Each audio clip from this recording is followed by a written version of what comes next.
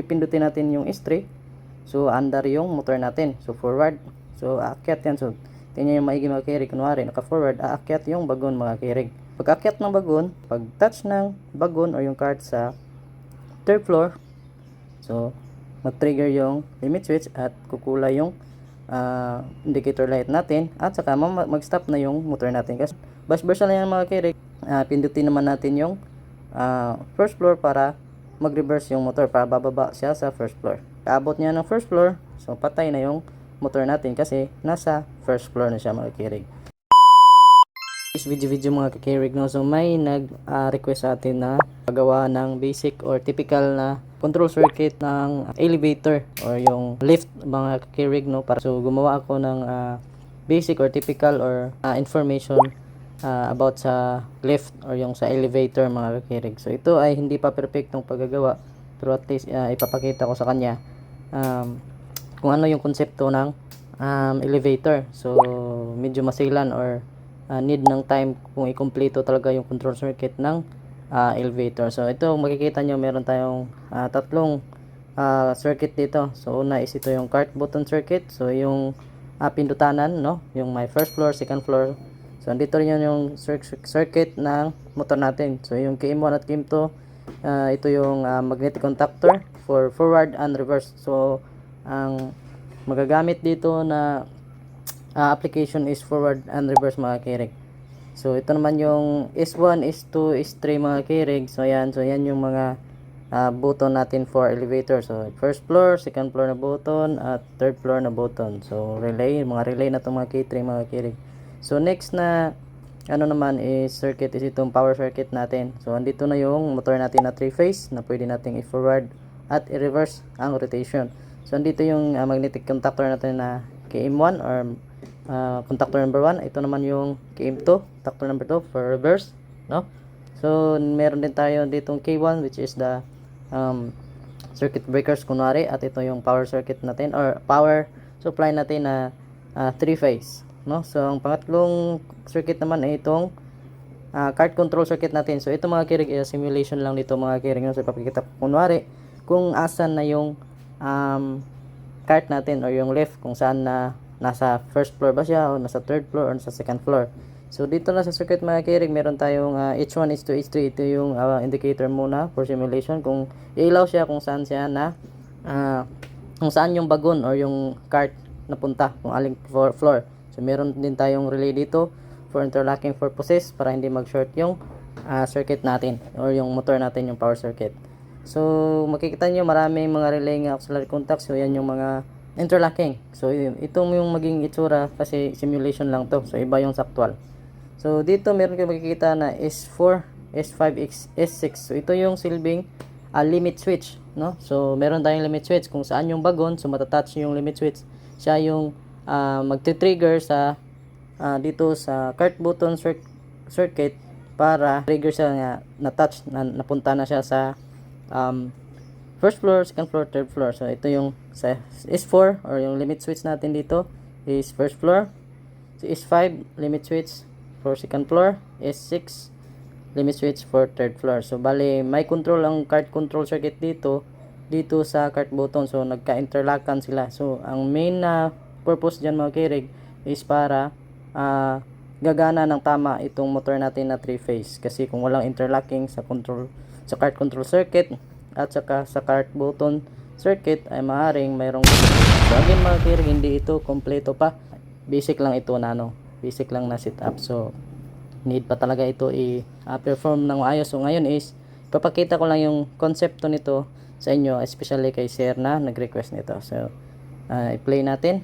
So ayan, so hindi ko na nilagyan ng circuit breaker ang cart control at saka yung cart button circuit natin. So diretso na yan. So nag-ilaw na siya, means na may supply na yan. So dito sa power circuit natin, kasi may breaker to, need pa natin i-on itong circuit breaker natin, yung Q1. So ibig sabihin kumulay na yung line side ng magnetic contactor natin. So pero motor natin is naka standby. So ito na.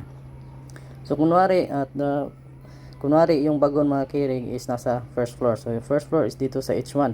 So dito wala pa tayong pinindot mga kirig, no? So open pa yan si S1, S2, S3 at wala pang naka-energize na relays mga devices. So ngayon, kunwari si bagon is nasa first floor. So na-touch yung na-touch yung limit switch sa first floor. So ibig sabihin, kumulay itong mandar yung K4 at saka yung H1. So ibig sabihin yung bagon or yung cart is nasa first floor. So dito naman sa cart button, so ibig sabihin kung nasa first floor yung cart, so kung pipindot ka sa first button or sa first floor na button, so hindi gagana yan mga kirig, hindi gagana yung motor natin. So di ba? Kasi na-touch yung or na-trigger yung limit switch natin sa first floor. So ngayon, ang pwedeng makapag-trigger niyan or makapa-under is itong selector switch number 2 or second floor at third floor, so S3. So kunwari pipindutin natin yung S3, so under yung motor natin, so forward, so aakyat yan. So tingnan yung maigi mga kirig, kunwari naka forward, aakyat yung bagon mga kirig, no? So namatay na rin yung ilaw ng indicator natin sa bagon sa first floor kasi kunwari umakyat na yung bagon. So pag akyat ng bagon, so siyempre hindi na niya matouch yung limit switch sa first floor, so mag-open na yan.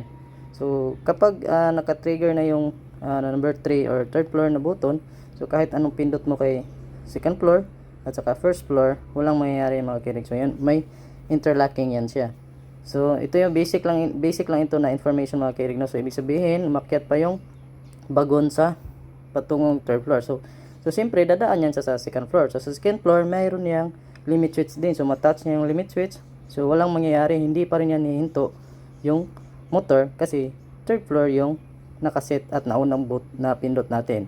So paglagpas niya ng second floor, so siyempre mag-open ito yung limit switch, no? So wala pa rin yung mangyayari, naka-forward pa rin yan. So pag touch ng bagon or yung cart sa third floor, so mag-trigger yung limit switch at kukulay yung indicator light natin at saka mag-stop na yung motor natin kasi ibig sabihin yung bagon natin is nasa third floor na. So siyempre dito yung third button natin or third floor na button is, or yung third button na circuit natin is namatay na rin. So pwede na mag-select naman so ng aling floor. So syempre nasa third floor yung button or yung card, yung third floor button natin hindi na yan gagana kahit anong press mo pa, so, pati yung motor, no? So ngayon ang pwedeng available na pwedeng pindutin is 1 at is 2, which is second floor and first floor.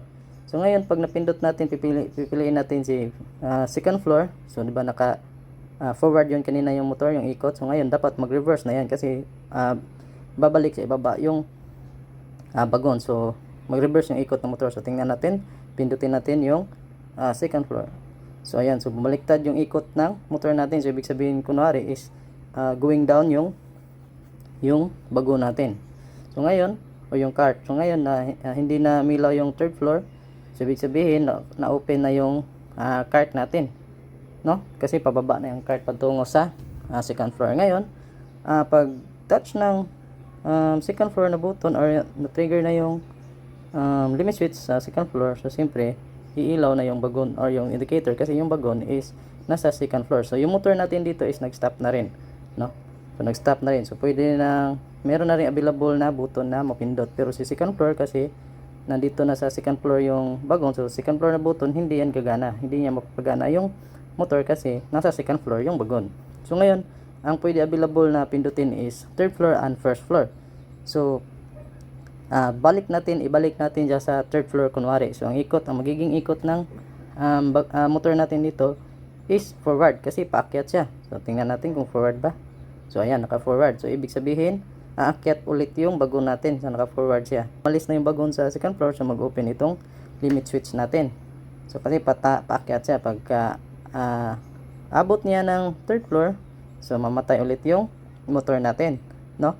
Kasi umabot na siya sa third floor. So ngayon naman, bash-bash na lang mga kirig. So ngayon, pindutin naman natin yung first floor para mag-reverse yung motor, para bababa siya sa first floor. So ayan, mag-reverse yung mga kirig. So ibig sabihin pababa na yung bagon, no?